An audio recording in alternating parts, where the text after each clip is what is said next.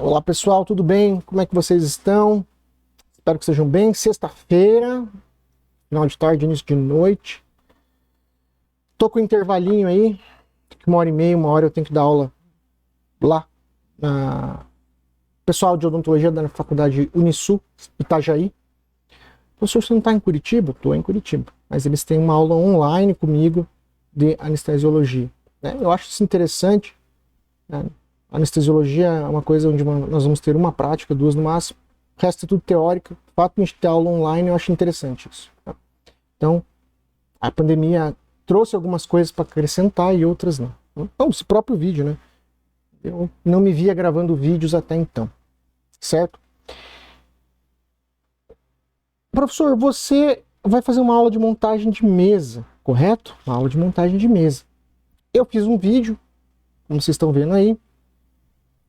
Neste vídeo, né, eu vou mostrando instrumental por instrumental e vou explicando eles, né, eu vou pausando o vídeo e vou mostrando e explicando eles para vocês. Qual é a motivação desse vídeo? Quando eu decidi criar isso, né, decidi criar esse canal, a ideia fosse que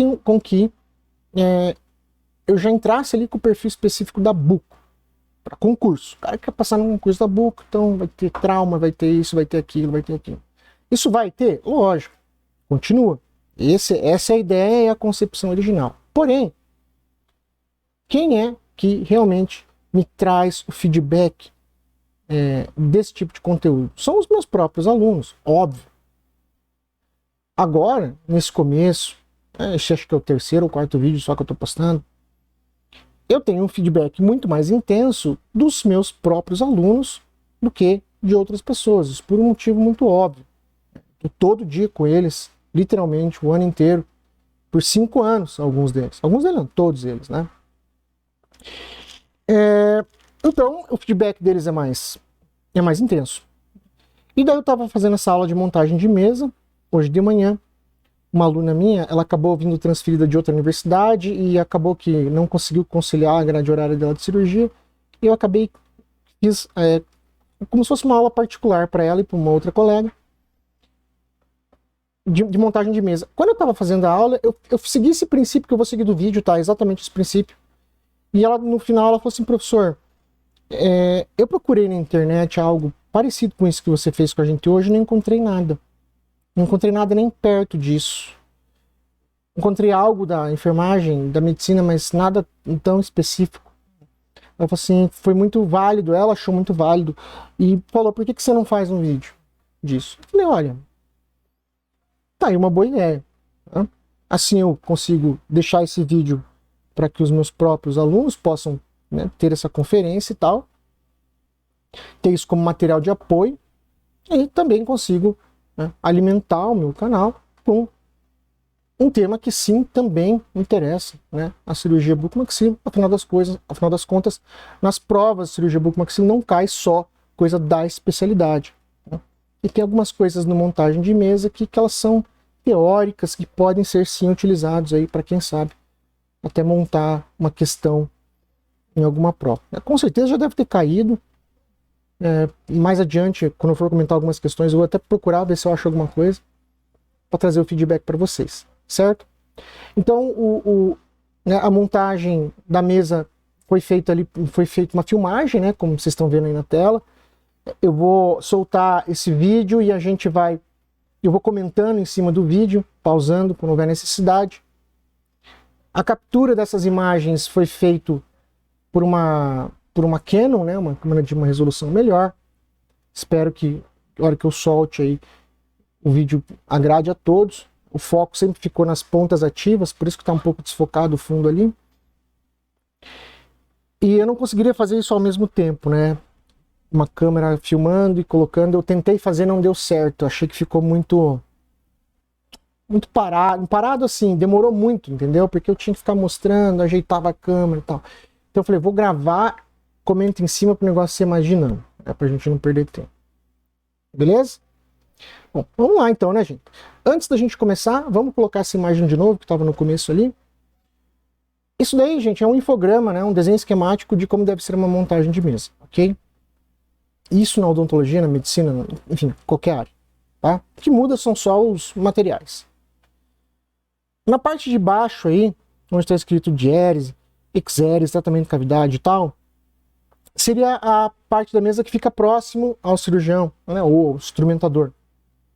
A parte mais curta, vamos dizer assim, né, que você consome mais.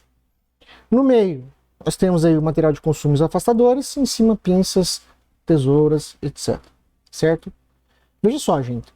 Vocês vão ver que dentro desse desenho esquemático, né, irão ter, obviamente, alterações, modificações de algumas coisas, tá? Modificações. Essas pequenas modificações, elas obviamente não vão causar problema nenhum. Na verdade, se um dia eu for mostrar como é que a minha mesa que eu uso, por exemplo, para extrair siso, não tem nem um terço desses materiais que estão aqui, tá? Por que eu estou colocando? Porque isso aqui é um material didático de ensino e a gente tem que conhecer tudo, tem que saber tudo, certo? Lá para frente, depois de formado, o cirurgião vai trabalhar com aquele material que realmente cumpre ali, né, as necessidades dele, ok? Então, eu vou passar material a material, comentando, né, instrumental a instrumental, comentando, através ali do vídeo, para, né, dessa maneira ficar aí um pouco mais dinâmico o negócio, certo? Essa parte de baixo que está escrito carpule, diérese, exérese, é a parte que segue um cronograma lógico ali da confecção da cirurgia, da execução da cirurgia. Vocês vão ver isso, tá? Não é à toa que ele é feito assim. A cirurgia vai ter etapas, obviamente, e essas etapas são seguidas dentro aí da disposição desses próprios materiais, tá? Então vocês vão ver que faz todo sentido montar a mesa desse jeito, ok? Vamos lá, deixa eu soltar o vídeo aqui então, para a gente poder começar. Bom, gente, então essa daí seria uma perspectiva, né, total de como é que a mesa está montada. Aquela parte da mesa ali onde está o meu relógio, né, seria a parte de baixo da mesa, né, ou seja, a parte que está próxima ao cirurgião. Né, o meio e a parte de cima são onde estão lá as tesouras, o espelho clínico e tal. Beleza? Então, só para vocês se localizarem, a mesa fica montada nessa proporção. Certo? A primeira coisa que nós temos seriam as carpules. Tá? As carpules. Notem, gente, que nós temos aí dois modelos de carpule. Certo? Dois modelos de carpule. Tá vendo ali, ó, o êmbolo delas? Um dos êmbolos tem uma argola e o outro, o êmbolo é chato. Qual é a diferença dessas carpules, professor? A diferença dessas carpules está na maneira como a gente vai fazer o refluxo. Tá? Já vai dar uma melhora ali na imagem, vocês vão ver. É a maneira como nós vamos fazer o refluxo. O que é o refluxo? O que é o refluxo? Quando, por exemplo, vamos pegar um exemplo ali da vacina, que tá bem claro ainda na mente de todos, né? Aconteceu há muito pouco tempo. A enfermeira vai lá, aplica a vacina, aplica a injeção. Antes dela infiltrar, o que ela faz? Ela puxa o êmbolo. Por que ela puxa o êmbolo? Porque a vacina ela deve ser feita intramuscular, ou seja, dentro do músculo. Ela não deve ser, por exemplo, endovenosa, dentro de uma veia. Tá? A solução anestésica, o líquido anestésico, também. Vocês vão ver nas técnicas anestésicas que o líquido anestésico ele deve ser colocado não dentro do vaso, qualquer lugar menos dentro do vaso. Depende de onde você está instalando, de onde você está executando a anestesia, vai ficar num lugar diferente. Né? Por exemplo, abaixo do periósteo e por aí vai. Então esse líquido anestésico não pode entrar dentro de uma veia sob hipótese nenhuma. Tá? Então o ato de fazer o refluxo é fundamental. Certo? A carpule, gente, pode ser que o vídeo esteja espelhado, tá? Na hora de executar, eu não sei. Mas enfim, a carpule que tem como se fosse um arpão, uma seta ali, né? Que para mim é a carpule do lado esquerdo aqui. É uma carpule de refluxo manual, tá? Se a gente voltar um pouquinho, vocês vão ver que ela tem aquela argola para que eu encaixe meu dedo. Aquele arpão serve para quê? Aquele arpão perfura o tubete anestésico, perfura a borracha ali, né, o êmbolo de borracha do tubete anestésico. Aí com o êmbolo de metal eu empurro, né, esse êmbolo de borracha e vou jogando o anestésico para dentro do local onde eu quero anestesiar. Quando eu quero fazer o refluxo, basta eu pegar o meu dedão, que está naquela argola, e puxar ele para trás. Quando eu puxo ele para trás, eu faço aquele mesmo movimento que a enfermeira faz lá quando ela puxa o êmbolo também lá na seringa. Tá? Então, o êmbolo de borracha é conectado com o êmbolo de metal da própria carpule e trabalham como uma coisa só. Por isso que eu consigo fazer isso. Essa carpule talvez não seja, pelo menos aqui no Brasil, ela não é muito comum. Tá?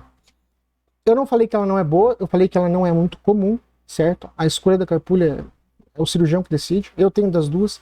Houve uma época que eu utilizava muito uma e depois a outra. Tá? Mas enfim, isso não é o foco aqui. E fica muito a critério do cirurgião. A outra carpule, né, que tem esse êmbolo chato, né, que você não encaixa o dedo, é a carpule de alto refluxo, carpule mais utilizada, pelo menos aqui no Brasil. Né?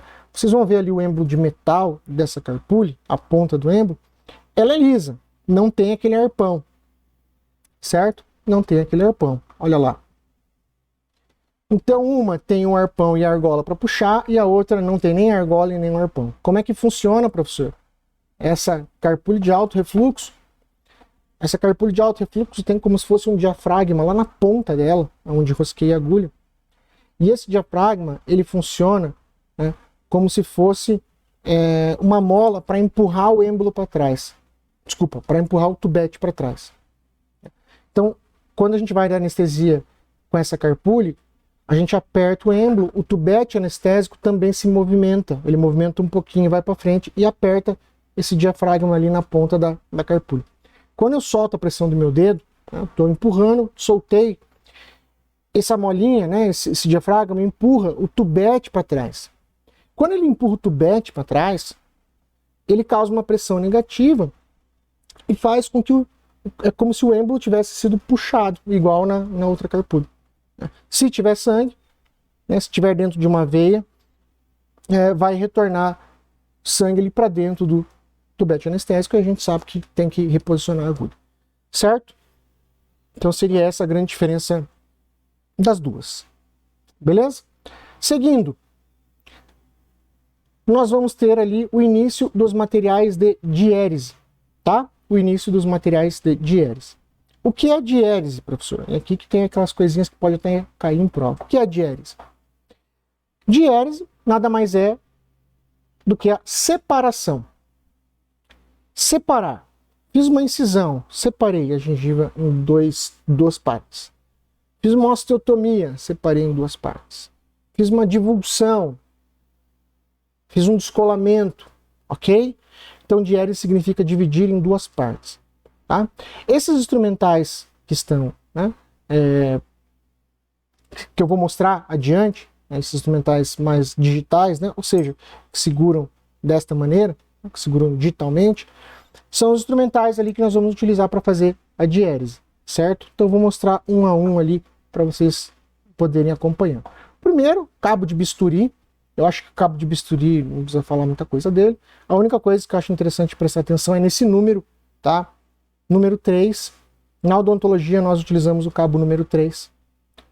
Eu já vi vários alunos, às vezes, que herdaram material de parentes, enfim, né? E aparecem com o cabo número 5. Cuidado, o cabo número 5 ele não é maior que o número 3. Tá? O tamanho do cabo é o mesmo. Tá? O tamanho do cabo número 5, do cabo número 3 é o mesmo.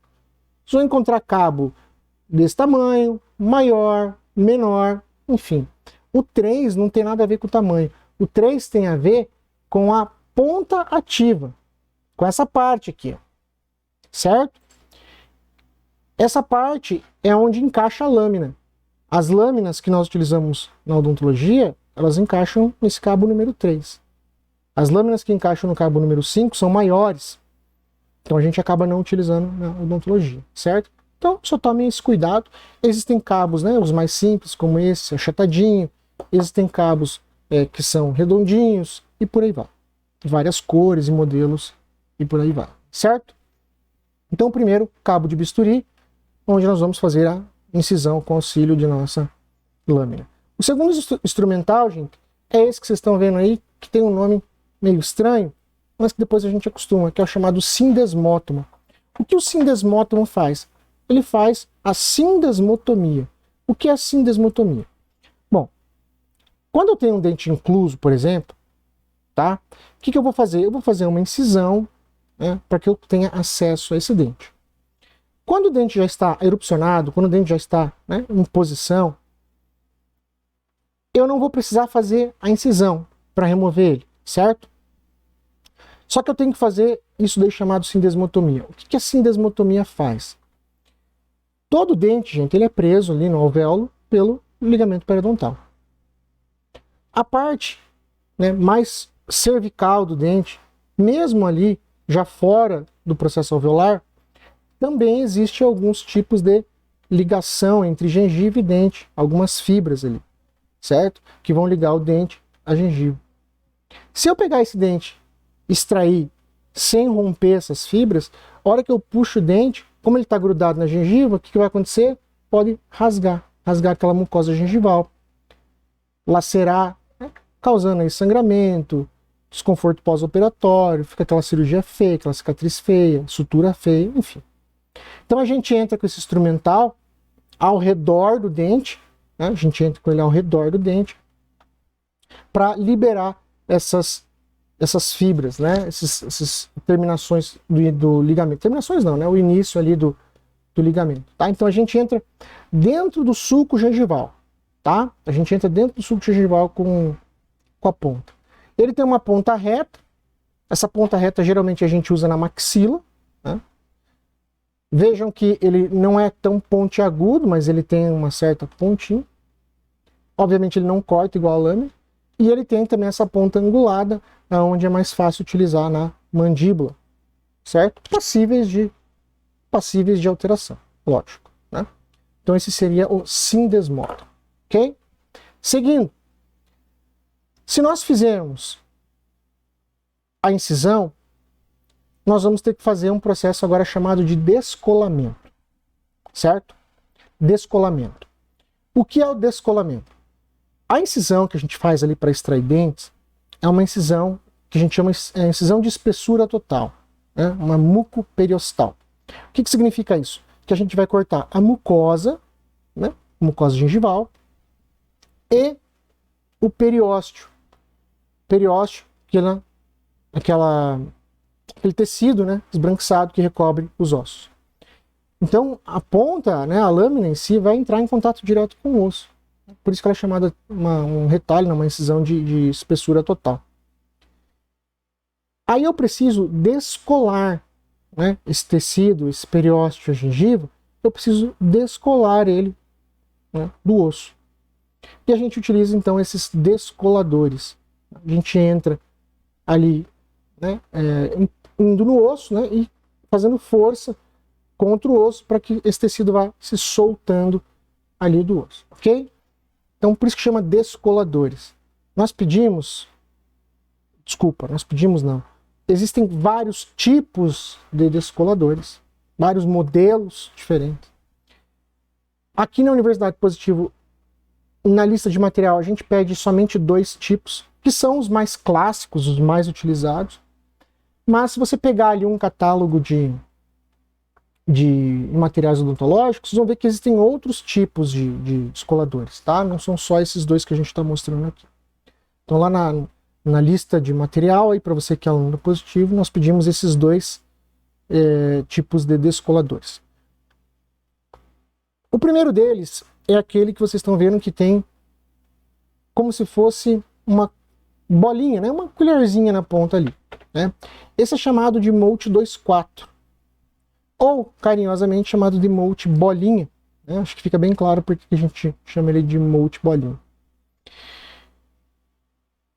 A diferença dos dois é realmente somente o formato, a função é a mesma. O Mold bolinha ele consegue trabalhar em regiões mais delicadas, o outro já para regiões mais com uma gengiva mais ceratinizada, mais grossa, ok? Só para isso. Então, o Mold bolinha ou o Mold 2.4 é esse que vocês estão vendo aí, no caso para mim, né, no lado direito aqui, novamente, eu não sei como é que espelha isso depois, mas enfim, é isso que tem uma bolinha na ponta. Mold 2.4 ou Mold bolinha. Ele chama Mold 2.4, gente, porque vocês vão ver, depois vai mostrar ele inteiro, em uma ponta ele tem uma bolinha que tem um raio de 2 milímetros e na outra ponta, que é essa que vocês estão vendo aí, ele tem um raio de 4 milímetros, tá? Então uma bolinha de 2 e uma bolinha de 4, certo? O outro molde, que vai mostrar primeiro, né, que eu acabei de gravar, não lembro, mas isso aí, o molde que a gente vai mostrar primeiro, esse é o famoso Molt 9. Gente, esse é o molde mais utilizado em odontologia, tá? O mais utilizado. Então, assim, eu duvido que tenha alguma faculdade aqui no Brasil e talvez no mundo até, que na lista de instrumental de cirurgia não tenha esse molde, tá? Ele é de longe o molde mais utilizado. Ah, ele é melhor então, professor? Não, eu não falei que ele é melhor, tá? Eu falei que ele é o mais utilizado. Cada um trabalha com aquilo que se adapta melhor. Eu, particularmente, gosto mais do Molt bolinho. Tá? Tem gente que gosta mais do Molt 9, ok? O Molt 9 vai ter uma ponta mais fininha e uma ponta mais robusta. Essa ponta é uma ponta mais robusta, né? E essa é uma ponta mais fininha, estão vendo? Então você consegue adaptar ele em situações mais delicadas e até em situações mais robustas. E o Molt bolinha, como a gente já comentou, a bolinha, né, maior, de maior raio, e a bolinha menor. Certo? Ambos com a mesma função, promover ali o descolamento. Olha só, gente, que interessante. São dois Molt 9, tá? São dois Molt 9. Só que olha a diferença, principalmente de tamanho, de um para outro. Não só tamanho. Olha a ponta de um deles, né? Aquele que tem cabo preto, a ponta é levemente mais arredondadinha. O outro ele é mais pontiagudo. Por que eu estou mostrando isso? Porque conforme você começa a comparar instrumental de marcas diferentes, você vai perceber que existem diferenças em tamanho, diferenças até às vezes, como vocês viram aí um pouco até no formato, no peso do instrumento, tal. Sem querer ligou a minha câmera. Pera aí. Certo? Em várias características do instrumento. Até o cabo aqui, vocês estão vendo? Que aqui ele é mais... né, ele tem um formato, aqui tem outro, enfim. Isso aqui só para vocês verem que existe bastante diferença, às vezes, entre um instrumental e outro. Tá? Seguindo. Então, os descoladores de Molt 9 aí são diferentes em alguns casos. Tá? Não só os descoladores, tá? Qualquer instrumental aí. Certo? Seguindo. Agora nós vamos para os cinzéis. Tá? Cinzéis. O que um cinzel faz, professor? O cinzel, gente, ele faz a mesma coisa que o bisturi. Assim, é uma analogia meio chula, mas só para vocês entenderem. Ele faz a mesma coisa que o bisturi, só que o bisturi corta tecido mole, mucosa, gengiva, músculo. O cinzel corta osso, tá? Ele serve para cortar osso. Nós vamos flexionar, né? Flexionar esse cinzel contra o osso. Nós vamos empurrar, né? Pressionar para que ele promova o corte. Esses cinzéis que eu estou mostrando para vocês é o cinzel de micro-oximbim. Tá? Nome meio estranho aí, mas depois vocês acostumam. Guardem bem aí, ó, o formato da ponta desse instrumental. O formatinho só da ponta, ó. Dê uma olhadinha, certo? Por que ele chama cinzel de micro-oximbim, professor? Porque tem um outro cinzel chamado cinzel de oximbim, que ele tem essa mesma ponta, tá? Só que num tamanho maior, certo? Nós, aqui na Universidade Positivo, nós pedimos 2 cinzéis desse. Podem ver que eles são diferentes, apesar de parecerem iguais ali, né? Os dois têm a pontinha reta, mas um tá para baixo, outro tá para cima. Nós pedimos 2 cinzéis e a gente vai utilizar geralmente isso para, principalmente, não único exclusivamente, mas principalmente para siso incluso em maxila. O siso, quando ele está incluso na maxila, a face vestibular ali, daquele osso cortical que reveste ele, né, que está cobrindo o siso, ele é muito frágil, muito fino. O que a gente faz? Entrar com broca em região posterior do maxila é difícil. Aí então a gente entra com esses cinzéis aqui. Como o osso ele é fino naquela região, né, a gente vai entrando com o cinzel e vai literalmente, né, fraturando, quebrando, né, esse osso, removendo ele da superfície ali da coroa para poder expor, né, a coroa do dente e começar os movimentos ali de luxação com as alavancas, tá? Ou seja, ele fez uma osteotomia, certo? Ele fez uma osteotomia, correto? Então vejam lá. Eles têm um formato ali, né, parecido, porém o corte muda, né, o sentido de corte muda. Às vezes sai um pouco do foco, a gente arruma. Acho que eu nem consegui direito pegar o foco aí, né? Tá? Acho que aí deu para ver melhor, estão vendo? De um lado e do outro. E, como eu disse para vocês, eles têm a sua origem, né, de um cinzel maior, chamado somente de cinzel de Oximbim, que é esse que eu estou mostrando aí para vocês agora. Certo? Notem que o formato da ponta ativa ali, ó, é o mesmo. Só que o Oximbim ele é mais robusto. Certo? Serve também? Serve. Mas nós não pedimos aqui para os meus alunos da Positivo, nós não pedimos esse cinzel. Ok? Com isso, gente, a gente finaliza... Ah, não, desculpa, tem mais um. Nós temos aí também o periótomo. Tá? Periótomo, esse material, para os meus alunos aqui da universidade, nós não pedimos, tá, gente? Não está lá na lista de material de vocês, mas eu gosto muito desse material. Por quê? Vocês vão ver o periótomo, a pontinha dele é bem fina, ó, e ela chega a ser até, ó, flexível, tá? Vocês vão encontrar esse periótomo que tem, né, essa parte lisa atrás, para que a gente possa bater com o martelinho mesmo. A gente dá umas batidinhas com o martelo. E também tem o outro periótomo, onde ele tem duas pontas. Parece muito o sindesmótomo que eu mostrei lá. Uma ponta reta e uma ponta mais curvadinha. Para que serve esse instrumental, professor? Por ele ter essa ponta aí mais flexível e tal, ele é um instrumental que serve bem para você entrar entre o dente e o processo alveolar, né? O osso. Ali na região de ligamento periodontal mesmo. Lógico, se o dente está rígido, não é tão simples assim entrar. Mas se o dente já tem uma certa mobilidade, né, ou você às vezes luxou um pouco ele, a gente entra com isso daí ao redor do dente para quê? Quando a gente vai extrair o dente e colocar um implante, eu preciso preservar o máximo possível do formato daquele alvéolo. Lá, nos movimentos tanto de fórceps quanto alavanca, um dos princípios é fazer com que o alvéolo expanda um pouco, né? Ele abra um pouquinho, para ser mais fácil do dente sair, ok? Se a gente entra com esse material ao redor do dente, entre o osso e o dente, ali, dando pequenas marteladinhas, ele vai expandir menos o alvéolo, preservando menos osso. É uma cirurgia atraumática, ok? É uma cirurgia atraumática. Aquele, né, que tem a parte de trás lisa, para bater você usa com martelinho, e o outro você vai utilizar com a própria mão, né? Então cada caso é um caso ali, né, com os próprios dedos, desculpa, fazendo a força com os próprios dedos ali. Cada caso é um caso, e os dois são indicados para trabalhar e fazer esse tipo de situação. Eu gosto dos dois justamente por isso. Às vezes melhor um, às vezes é melhor o outro. Certo? Com isso, gente, nós finalizamos o material de diérese. Certo? Diérese, separação. Então, o bisturi faz separação, o sindesmótomo faz separação, né? Libera as fibras que ligam a mucosa ao dente. O que mais que eu falei? Os descoladores fazem a separação. Os cinzéis fazem a separação. O sindesmótomo, desculpa, o periótomo faz a separação, né, para separar de novo ali o dente do ligamento periodontal. Então são materiais de diérese, de separação, certo?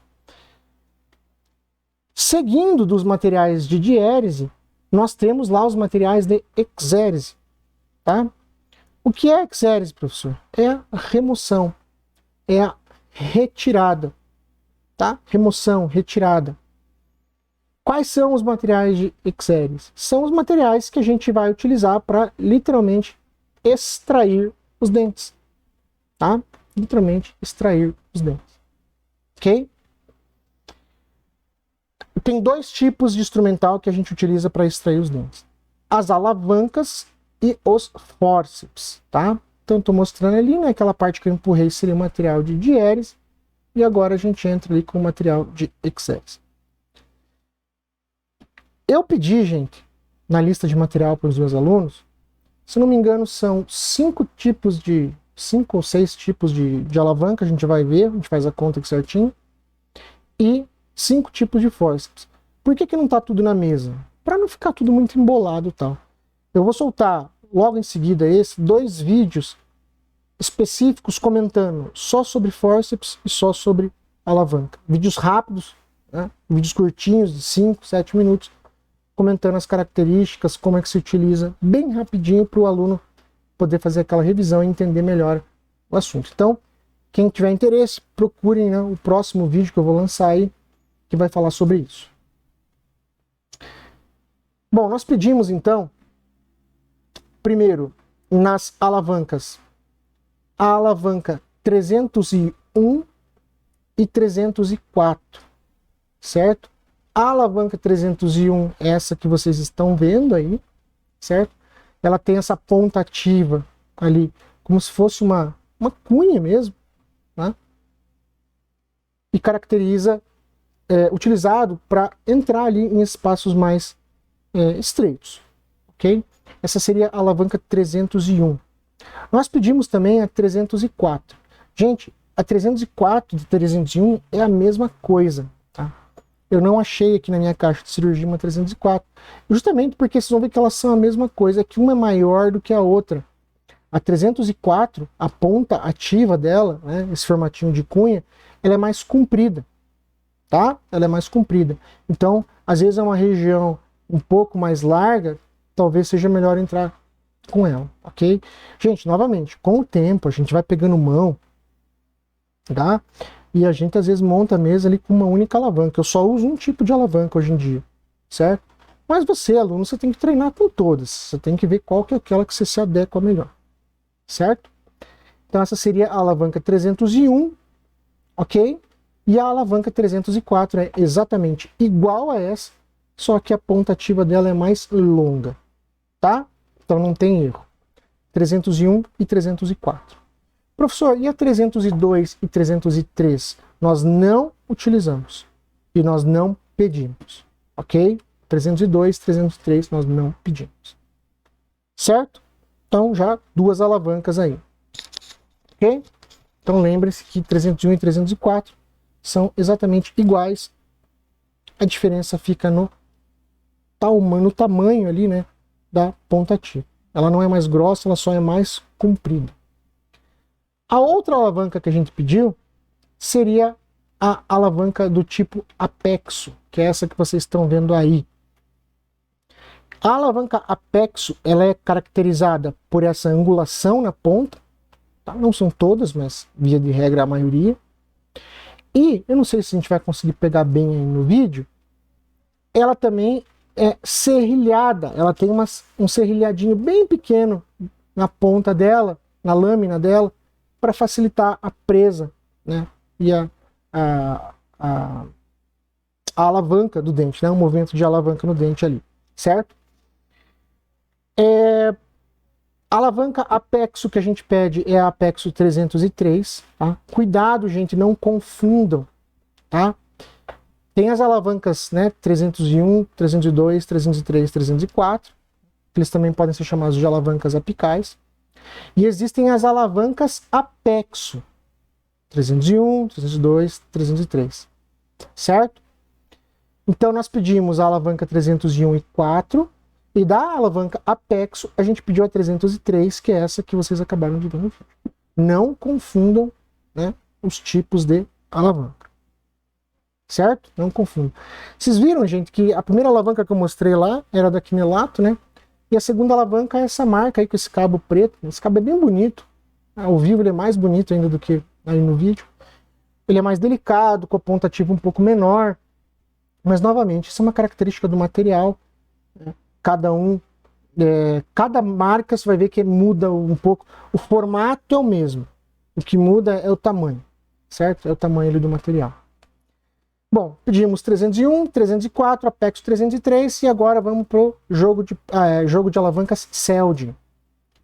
Essas alavancas que vocês estão vendo são as alavancas Seldin 1R e alavanca Seldin 1L. R de right, L de left, ok? Uma é utilizada do lado direito, outra é utilizada do lado esquerdo.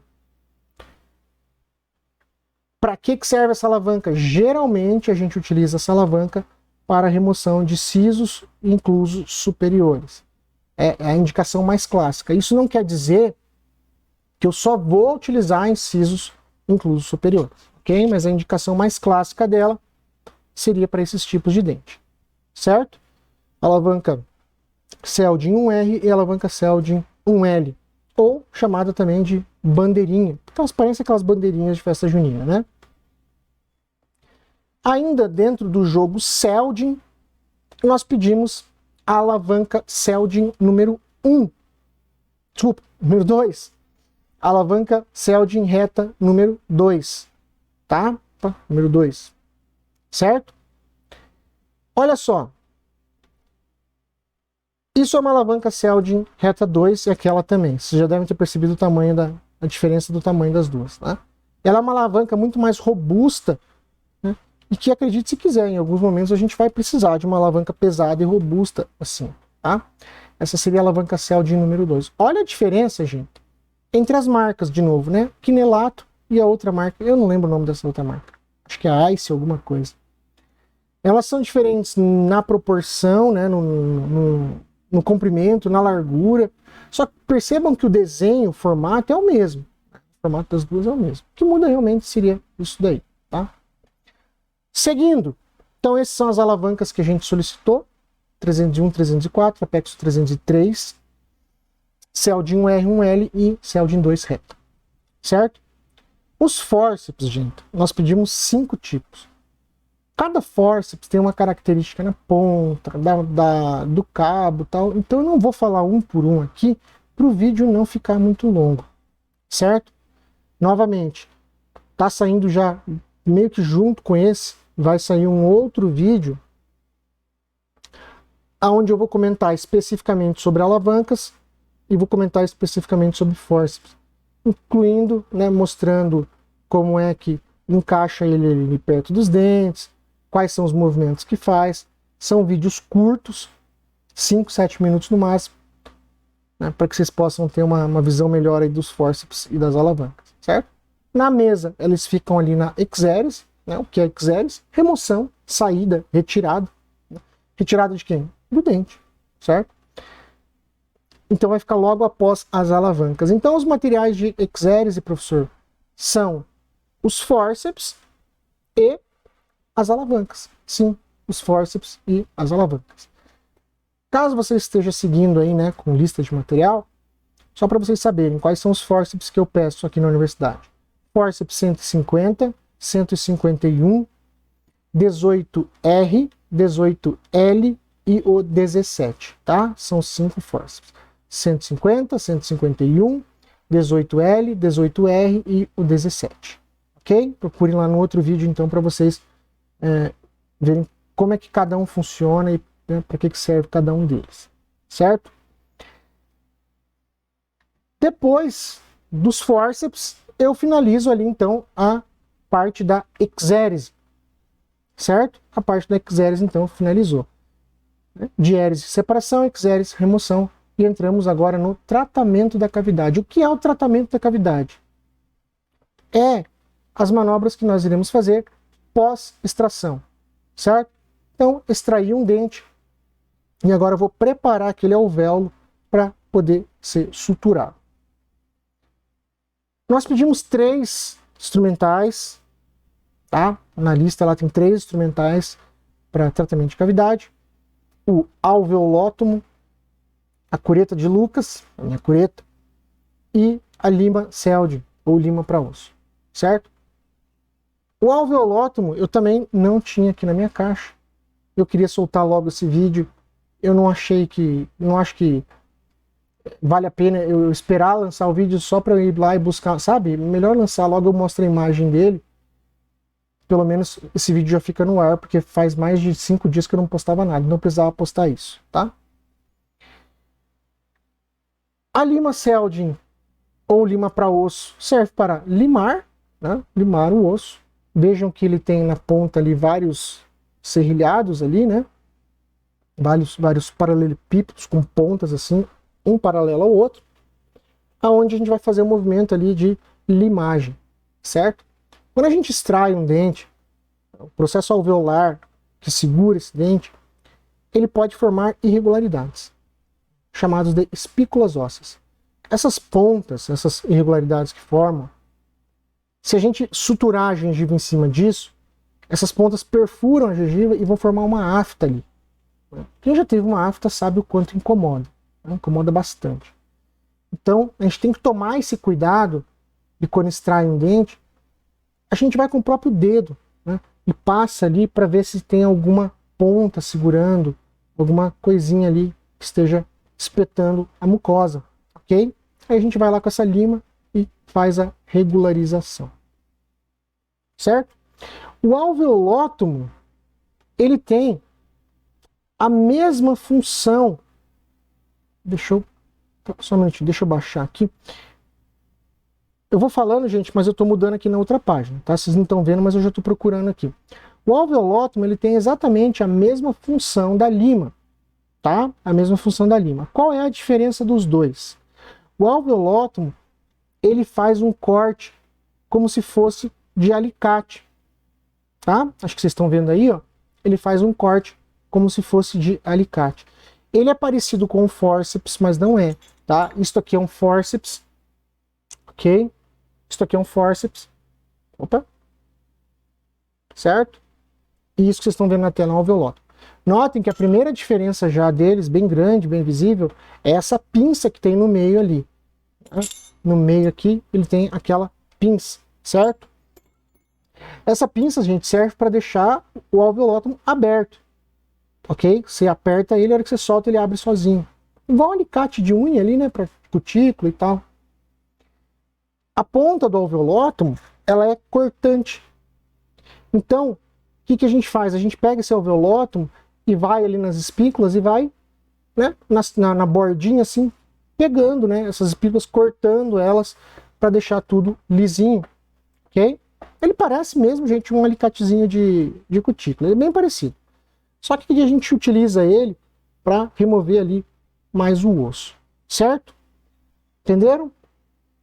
Beleza. Depois, então, de utilizar a lima e o alveolótomo, né, para regularizar as espicas, regularizar o alvéolo propriamente dito, nós iremos utilizar a cureta de Lucas, né, a minha cureta. A cureta de Lucas, gente, ela tem a função ali de limpeza interna ali do alvéolo. A gente entra com essa cureta, vai raspando nas paredes internas ali do alvéolo para remover resto de ligamento periodontal, às vezes lesão, às vezes pedacinho de osso que cai ali, enfim, qualquer coisa que tenha dentro do alvéolo, a gente vai curetando, né, vai limpando, sempre utilizando a irrigação junto, né, e o aspirador vai puxando tudo isso para que fique dentro do alvéolo somente o sangue para formar um coágulo ali para que ele possa cicatrizar, certo? Por isso que chama tratamento da cavidade, vocês entenderam? Deixa ela lisinha, limpa, para que a gente possa finalmente então fazer a sutura, tá? Para que a gente possa finalmente então fazer a sutura, que seria a última etapa ali da parte de baixo, né? A sutura, gente, a síntese, né, o ponto, é feito com esse instrumental chamado de porta-agulha, tá? Chamado de porta-agulha. A maneira de se segurar um porta-agulha é essa que vocês vão ver aí, que eu vou mostrar. Utiliza-se o dedão, né, e o dedo anelar. Opa, dedo anelar, certo? Não é nem o dedo médio, nem o indicador, é o anelar. É essa maneira que a gente segura o porta-agulha. Os outros dois dedos ali ficam livres para você apoiar, né, ter mais firmeza ali, e é assim que se utiliza. Pode parecer um pouco estranho no começo, mas depois se acostuma, tá? Nós pedimos, gente, um porta-agulha com ponta de vidia, tá? Um porta-agulha com ponta de vidia. O que é vidia, professor? Vidia, pessoal, nada mais é do que uma liga metálica, tá? É uma liga metálica. Para que serve essa liga metálica? O porta-agulha serve para segurar a agulha, certo? Essa liga metálica chamada vidia é um aço mais maleável. Quando a gente prende a agulha com o porta-agulha, por ele ser mais maleável, né, ele consegue contornar ali, se adaptar, né, bem com uma força, um contato bem íntimo com a agulha, fazendo com que a agulha fique bem presa, tá? Fica bem presinha ali na ponta do porta-agulha, certo? Isso, gente, faz toda a diferença. A gente pede ali para os alunos comprarem porta-agulha com ponta de vídeo. Alguns acabam não comprando. Gente, eu não conheço, nesses anos trabalhando como docente, eu não conheço, e assim como cirurgião também, de escutar de colegas e tal, eu não conheço alguém que tenha comprado um porta-agulha sem ponta de vídeo e não tenha se arrependido assim profundamente. Todo mundo que compra porta-agulha sem ponta de vídeo troca, assim, no máximo em 1 ano, 2, o cara tá trocando. Basta ele utilizar uma única vez um porta-agulha com vídeo, já pega emprestado do colega, né? Basta uma única vez ele utilizar que ele fala, não, nunca mais eu vou comprar porta-agulha sem ponta de vídeo. Certo? Professor, como é que eu faço para saber se meu porta-agulha tem ponta de vídeo? É muito simples, gente. Aqui nessa tela, né, nessa tela já dá para perceber. Notem que existe uma parte mais escura ali na superfície, né, dos mordentes ali do porta-agulha. Essa imagem mais escura é o vídeo, né? É o acabamento que eles dão com esse metal para que ele fique ali em íntimo contato. Estão vendo essa parte mais escura? Então, o porta-agulha ele é revestido, né, com essa liga metálica chamada vidia, certo? Dá para a gente visualizar bem ali, ok? Eu vou mostrar agora um porta-agulha sem ponta de vidia. À primeira vista, eles são muito parecidos, certo? Só que notem que esse, lá nos mordentes ali da pinça, nós não temos ali aquela diferenciação de cor, ou seja, é tudo aço cirúrgico, não tem a vidia. Estão vendo lá? Ó? Ele não tem a vidia, ó. É o próprio aço cirúrgico. São vários dentinhos serrilhados, né? E eles vêm também com esse chanfro, né? Essa aberturinha no meio ali. Certo? Então esses são os porta-agulhas sem ponta de vidia. Que a gente odeia. Dicas de passagem. Tá? Gente, escreva o que eu tô falando. Comprou porta-agulha sem ponta de vidia, vai trocar. Não tem como. É muito ruim. Certo? Fica a dica, hein? Fica a dica. Então nós finalizamos, né, a parte de baixo, né, que a gente está posicionado, né, de frente ali para aquela parte. Terminamos a parte de baixo ali da montagem. Então lembrando, material de carpulha, né, clínico também pode ficar ali, diérese,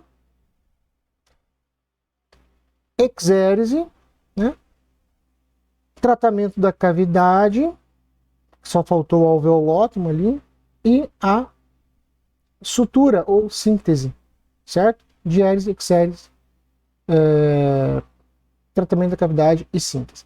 Ali junto com o porta-agulha, gente, nós vamos deixar uma tesoura, chamada de tesoura de íris.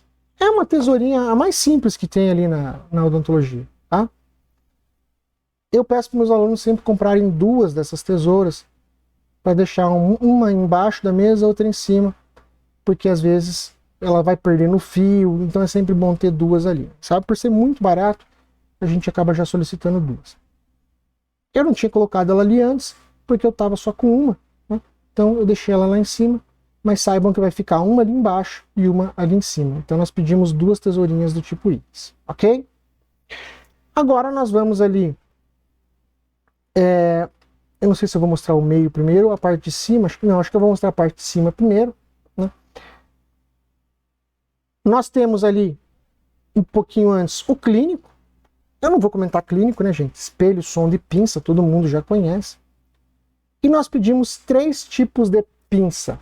Notem que nós temos 2 modelos de pinça. A pinça que a gente pega digital, né, e a pinça que a gente pega ali, né, com as argolas, com os dedos. certo? Então, essa seria a pinça digital, né? E as pinças ali que seguram com os dedos, igual o porta-agulha, certo? Das pinças digitais ali, nós pedimos 3. Essa que vocês estão vendo é uma pinça do tipo Dietrich, tá? Ela tem na ponta dela ali, não vai dar para ver, um micro serrilhado. Ela tem um serrilhadinho bem pequenininho. E essa pinça, gente, ela tem a característica de ser muito pouco traumática. Ela é bem atraumática e ela tem um poder de apreensão muito forte, tá? Ela é uma pinça assim que literalmente elimina a necessidade de ter outras. Professor, por que que vocês pediram outras? Tá? Por que que vocês pediram outras? O que que acontece? A pinça Dietrich, ela é mais cara, tá? No começo da carreira de vocês, vocês irão trabalhar em serviço público, prestar serviço a consultórios e por aí vai. Eu posso garantir para vocês que não vai ter pinça Dietrich. Não vai ter, tá? Ou vai ter a pinça anatômica, que é essa que eu vou mostrar agora, ou vai ter a pinça Addison. Tanto a anatômica quanto a Addison fazem a mesma coisa, tá? Então você que comprou ali na lista de materiais, ao invés de ver pinça anatômica estiver escrito pinça Addison, é a mesma coisa. A diferença de uma da outra é só o formato do cabo, ok? Então, de novo, quem comprou aí pinça Addison, ou quem tem pinça Addison, pinça anatômica e pinça Addison tem vai fazer as mesmas funções. Só que a pinça anatômica ela tem um formato de cabo e a pinça Addison ela tem outro formato de cabo. Beleza? Tanto faz uma ou a outra. Esse modelo que eu estou mostrando para vocês é a pinça anatômica. Essa em específico é uma pinça anatômica serrilhada. Tá? Vejo que a ponta dela é serrilhada, não é tão delicada quanto a outra, né? Quanto a Dietrich, mas ela também é serrilhadinha, certo? Pinça anatômica serrilhada. A outra pinça que a gente pediu é uma pinça, também vejam, é uma pinça anatômica também, tem o mesmo formato, o cabo das duas. É uma pinça dente de rato, gente. Pinça dente de rato. Ó, ali dá pra ver bem, eu vou até passar meu dedo ali, ó, tem uma pontinha ali, ó. Parecem 2 dentinhos de rato ali mesmo e prendem o tecido. Lógico, não preciso nem falar que essa pinça ela é bem mais traumática do que as outras duas.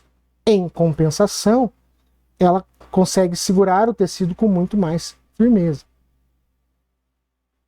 Tem até regiões da boca, gente, que o tecido gengival é tão ceratinizado que ele fica duro.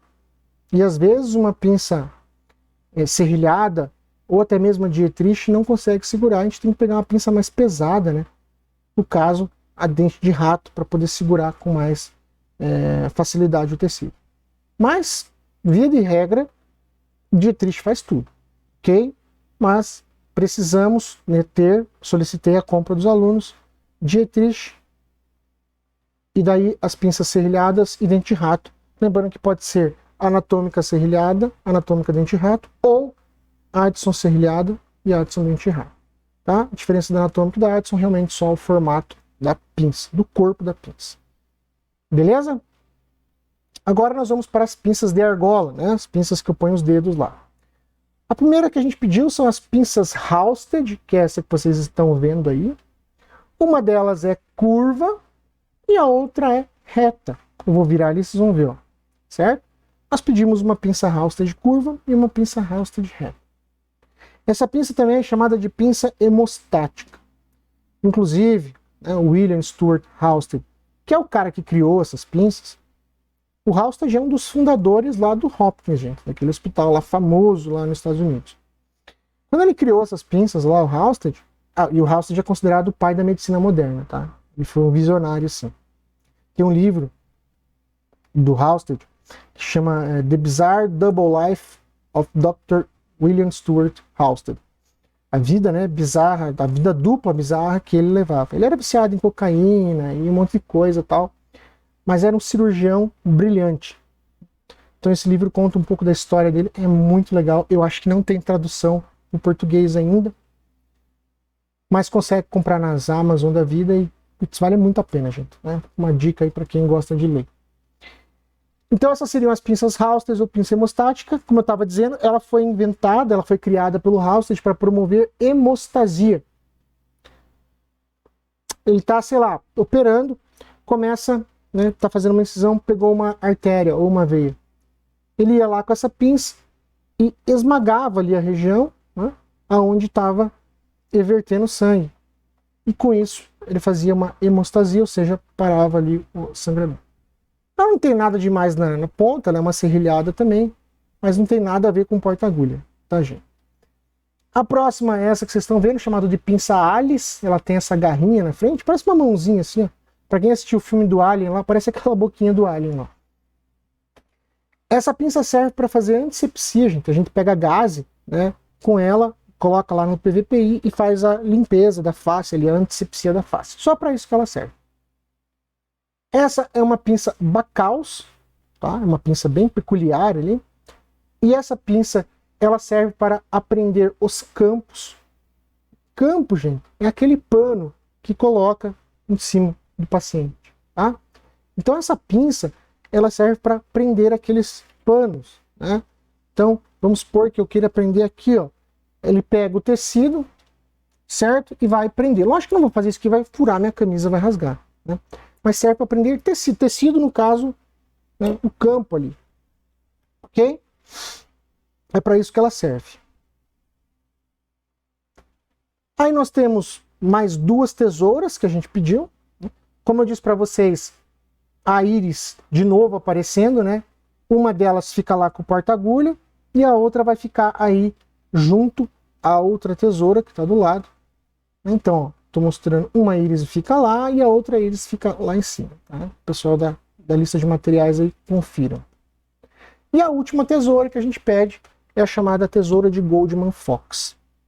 Essa tesoura, gente, serve para cortar tecido biológico mesmo, mucosa, sei lá, músculo, qualquer coisa do gênero, gengiva. Se eu tentar cortar uma gengiva, principalmente, com a pinça íris, desculpa, a tesoura íris, ela não consegue. A hora que a gente faz esse movimento com a tesoura, a gengiva escapa, porque ela é lisa. Né? A tesoura é lisa e a gengiva é muito lisa, escapa, você não consegue cortar.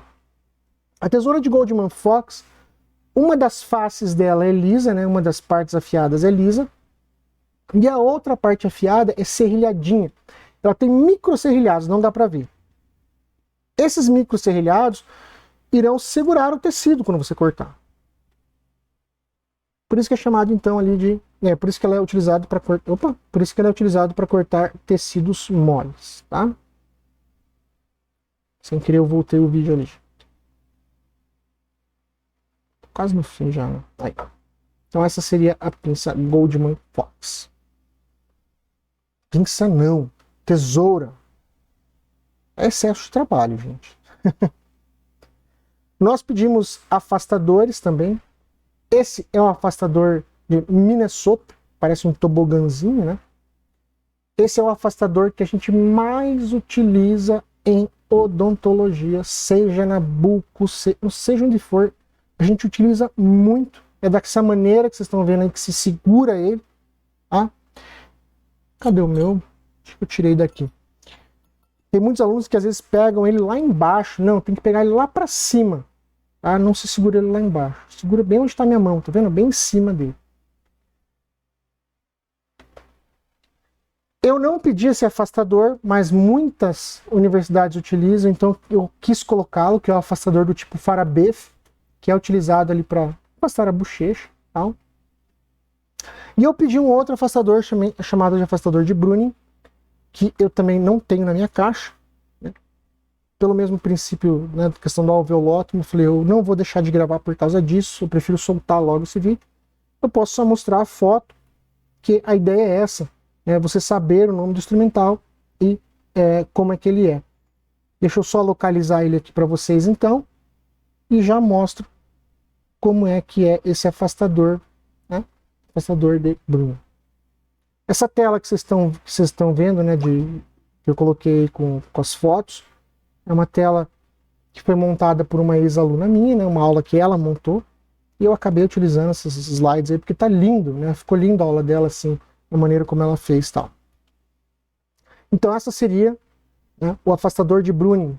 O Minnesota, aquele que parece um tobogãzinho, o Farabefe, aquele que vem duplo, e o afastador ou abaixador de língua de Bruni é esse que vocês estão vendo aí, que é uma haste cheia de bolinhas, né? Essas bolinhas servem para aderir ali na língua e fazer com que a língua não fique se movimentando. Certo? Então serve para afastar a língua. Ok? Na lista de materiais para os alunos da universidade, nós pedimos o Minnesota e o afastador de língua, tá? Então, o tobogãzinho e aquela espátula cheia de furos. O afastador de Farabefe nós não pedimos. Certo? Seguindo, vamos lá, tá acabando. Não pedi também, mas vocês vão ver isso com muita frequência, quem for para cirurgia, que é a ponta de aspiração chamada de Fraser. Ela tem essa bolinha para que a gente controle, né, a pressão da sucção. E ela vem também ali com uma haste, né, um mandril ali para fazer a limpeza depois que terminar, né, a cirurgia. Certo? A cuba vai ficar ali em cima, né? Colocar soro, coisa e tal. E seria isso, né, gente? Acho que falamos tudo. Deixa eu lembrar que se tem mais alguma coisa que eu quero mostrar. Acho que não, acho que acabei mostrando tudo mesmo. Então essa seria a montagem da mesa, né? Como ela deve ser feita. Lembrando que vocês que estão iniciando na cirurgia, a montagem da mesa faz parte ali da avaliação do aluno, né, gente? Saber montar uma mesa também faz parte da avaliação. É importante, né, que o aluno saiba montar a mesa. Enquanto eu falo que eu vou voltar lá para aquela imagem inicial, e ela vai seguir essa lógica, nunca vai mudar disso. Lembrando que pequenas variações irão ocorrer, tá? Isso vai de cada profissional, às vezes vai até da área, né? Não é na medicina, ou na odontologia, ou na veterinária, mas via de regra ela segue esse princípio. Fechou?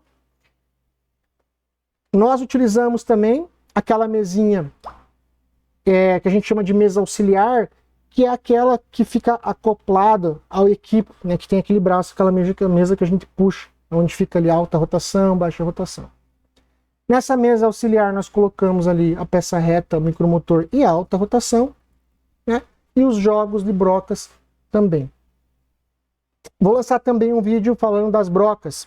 Então, vou lançar um vídeo curto de fórceps, vou lançar um vídeo curto de alavancas e vou lançar um vídeo curto de brocas. Fiquem atentos, tá? Fiquem atentos aí que eu vou soltar.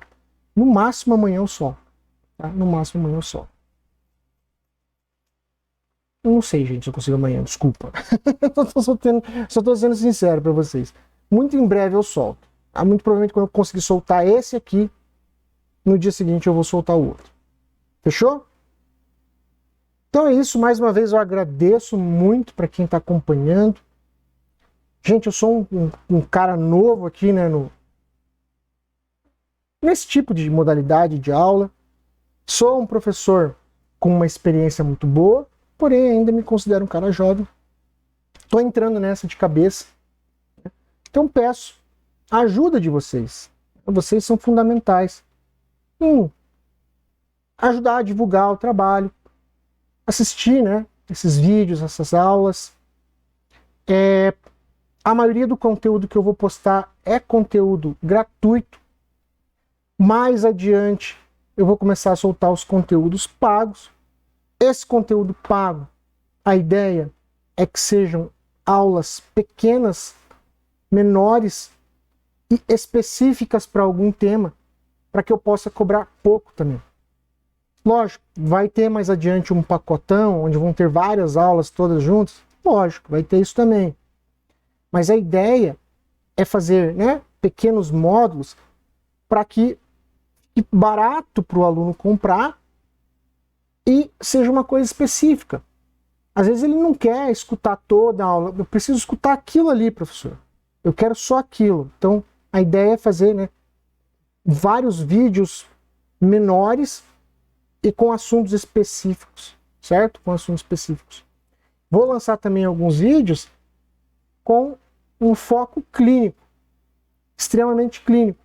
Por exemplo, como utilizar anti-inflamatórios na prática clínica. Tá? Isso é uma dúvida que muitas pessoas têm. Qual utilizar, como utilizar, quando utilizar, por que utilizar esse, por que não utilizar. Então terei vídeos assim também. Ou indicação de antimicrobianos, né? E por aí vai, certo? Então a ideia é que os vídeos aconteçam dessa maneira. Esses primeiros vídeos curtos são focados aqui dentro desse grande tema ainda de montagem de mesa, instrumental odontológico para cirurgia oral menor. E assim segue. Certo? Muito obrigado. Me ajudem, me deem força para que eu possa crescer. Quanto mais eu crescer, mais conteúdo eu vou trazer, mais você vai se preparar. Certo? Valeu, pessoal. Um grande abraço a todos e um bom, no caso, para quem, né, está assistindo isso próximo do final de semana, um bom final de semana a todos. Valeu, um abraço grande. Tchau. Fiquem com Deus.